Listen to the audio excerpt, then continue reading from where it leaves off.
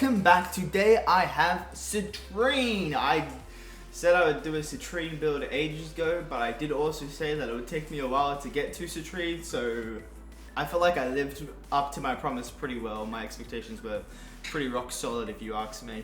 And that's all I have to say on that matter. So, Citrine, what's Citrine's thing? Citrine, I believe, to honestly be the best support in the game right now. The other Warframe I think rivals her is Wisp, but I think Citrine is just generally better. She has the orb drops, she has that status chance buff, crit chance buff, also a crit damage buff for specific weapons, and status duration buff, like a priming even. She is just so good when it comes to support. If you ask me who I think is a better frame, Wisp or Citrine, I'm not sure. But when it comes specifically to support, I have to give the edge to Citrine. I truly do think she is the best support in the game right now. So let's get right into it and talk about her abilities, and then after that we'll get into my build. Her passive is a passive health per second that is given to all allies within range of her. At the start of the mission, it starts off with 5 health per second, but each time you pick up a health orb, it will increase by 0.1 per health orb. Eventually, it will max out at 25 HP points per second once you've picked up 200 health orbs. While Citrine isn't at her max passive level, she can just always pick up health orbs even at max health. Similarly to the way Archon Blessing works and also to the way Equilibrium works. Citrine's first ability is called Fractured Blast, and it is also her helmet ability. Citrine will throw out shards of gems which will deal impact and slash with a guaranteed force proc for both damage types. While enemies are inflicted by the slash force proc, when they die from, it doesn't matter what source it is, they will have a 50% chance to drop a health orb and a 25% chance to drop an energy orb, and this scales off ability strength. As a helmet, the chance buff is reduced by 50%, so 25 for health and 17.5 for, no, not that much, 12.5 for energy orbs. But it's still really good ability, one of the best ways to get up all the orbs you could ever want. A really good support ability, as it can supply all your teammates with orbs. Really good to synergize with her passive and also Arcane Blessing, and also really good to give you all the energy you could ever dream for. Citrine's second ability is Preserving Shell. Citrine will give herself and all allies within affinity range a damage reduction of 40% at base power strength. The damage reduction will lower over time. However, once you get kills and kill assists, the drain of the damage reduction will be paused and it will be increased up until its max, whatever its max is set to whatever your power strength is. You'll notice that the unique user interface that is above Citrine's health bar, energy bar, will show how much health she gets back from her passive in the top, and it will show how much damage reduction she is currently getting from her 2. The ability does scale all the way up to 90% at 225% power strength. Citrine's third ability is Prismatic Gem. Citrine will send out a gem with a aura around it. The gem is pretty similar to the gem you would see in the Mirror Defense mission once you get all the gems to like increase its buff and increase its shields, whatever, blah blah blah. Within the aura, if any enemy gets hit by you or any of your other teammates' weapons, the aura will fire out a beam to it which does heat, toxic, electric, and cold damage with a 100% status chance for all 4 status effects, meaning it is a very good priming option. It will also give all allies within the aura a increased status duration buff for both abilities and weapons, and an increased status chance buff for weapons, and that applies to any allies with it which is currently within the aura of the third ability. If you hit enemies with your first ability, your third ability will then one by one target all the enemies that get hit by your first ability. Citrine's first is the only ability that will cause Prismatic Gem to actually target it. Normally it only targets off weapons. Citrine's fourth ability is Crystallize. Citrine will fire out a crystal shells that will slowly move towards their targets within a 130-degree angle in front of her. Enemies that get hit by the initial instance of Crystallize will be frozen, and they will have a crystal shard coming out of them. If you hit this crystal shard, it will count towards hitting the actual enemy, except it will give your weapons a fixed 300% crit chance. So the actual modded crit chance of your weapon doesn't matter. So if It's not like it increases it by 300%, it fixes it at 300%, so it will only be 300%.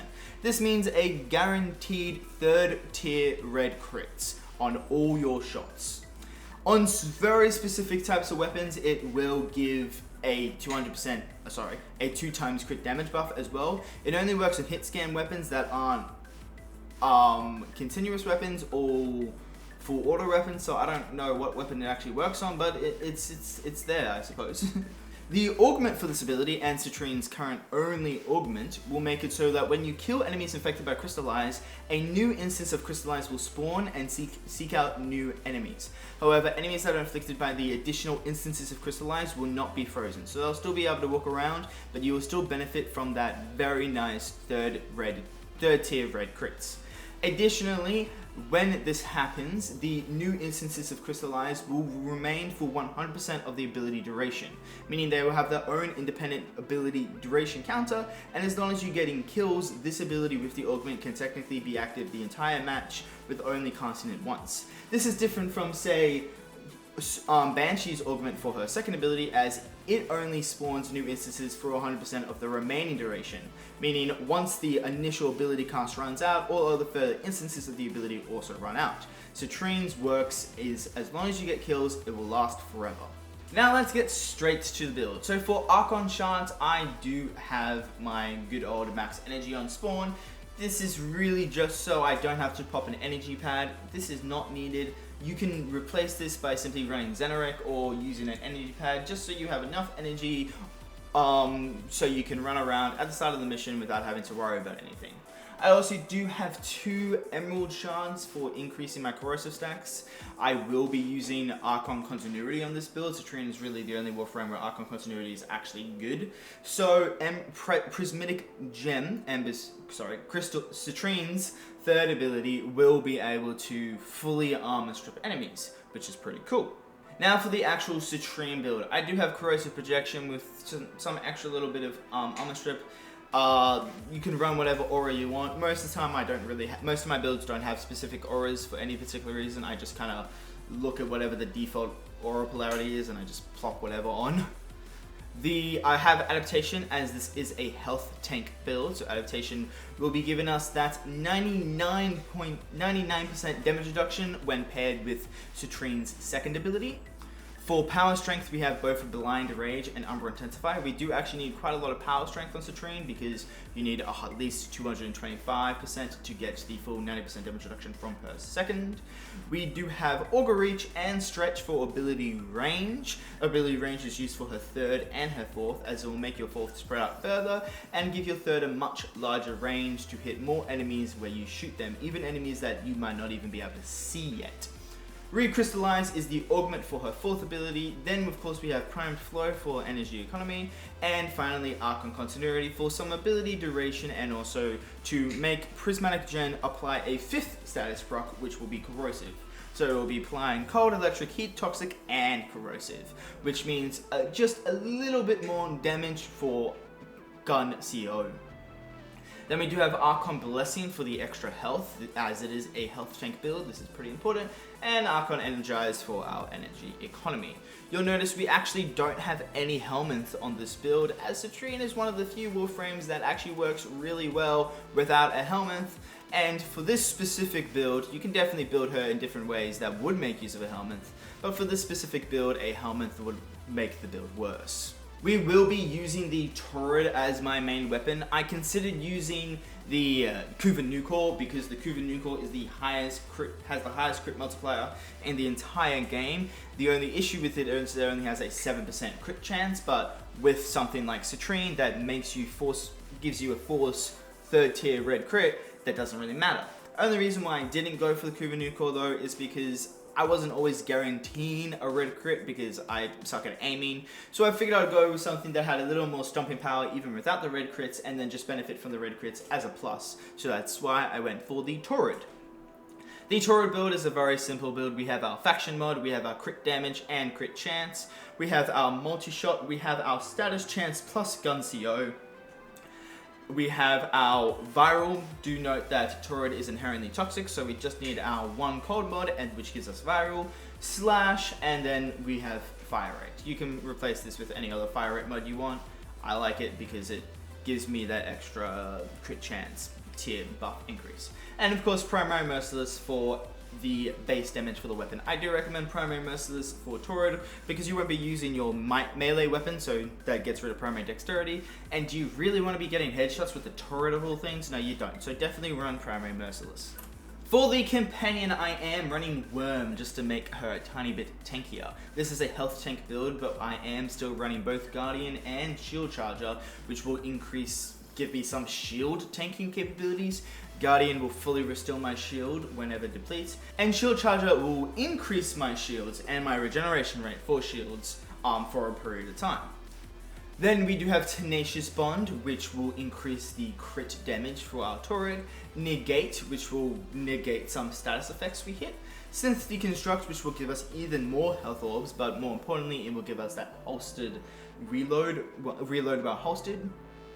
Vacuum is of course a must-have on any companion. Calculator Redirection, Enhanced Vitality, and Regen are simply just for the companion survivability, and Assault Mode is so the companion can actually shoot enemies. For the companion weapon, we will be using Velcux, and we will be using critical delay for that extra critical chance so we can make use of Tenacious Bond, and then we'll just be slapping on the Vigilant mods on the weapon. This is simply just for the Vigilant mod set bonus. For the focus skill, we will be using Yunaru. I actually have just recently gotten into using Yunaru as like my default focus skill. I used to use Zeneric as my default focus skill. The reason why is because Yunaru has this little nice thing here, Poise, which means I don't need to mod for Prime Sure-Footed. I simply just have to go in and out of my operator every 40 seconds and I get Prime Sure-Footed. It also gives an armor strip which can make dealing with acolytes a bit easier, but besides that, there isn't much to it. If you don't want to use Yunaru, I definitely recommend running Prime Sure-Footed instead. You would have noticed in my build that I was not, hence why I'm using Yunaru. But if you have Prime Sure-Footed, I probably wouldn't use Yunaru. I would probably use Matarai for the extra ability strength, along with some extra utility like damage to your weapons and all that fun stuff. Zeneric you could run for more energy economy and some ability strength, but thanks to your first ability, you really shouldn't need Zeneric. And Vazoon would just give you some additional survivability, but you really also shouldn't need that with this build. So really your two options are Yunaru or Matarai. I would go Yunaru if you're not running Prime Sure-Footed. If you are, I would definitely go Matarai. Nemeron, this isn't a melee build, so Nemeron isn't even a part of the discussion. For the utility weapons, we will be just simply using any secondary you want. I use my good old faithful Epitaph. Just make sure it's modded with Amalgam Barrel Diffusion to give you that increased roll speed.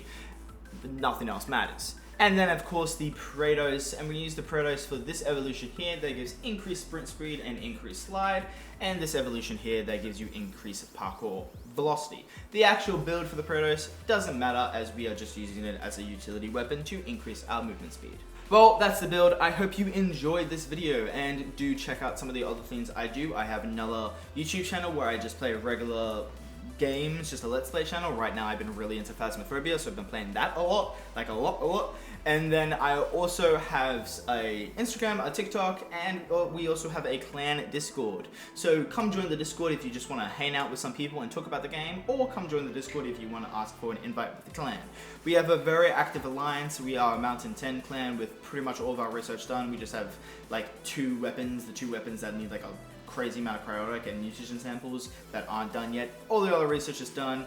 We are pretty active ourselves, but our alliance is even more active, so definitely check us out. And then, but until next time, bye bye.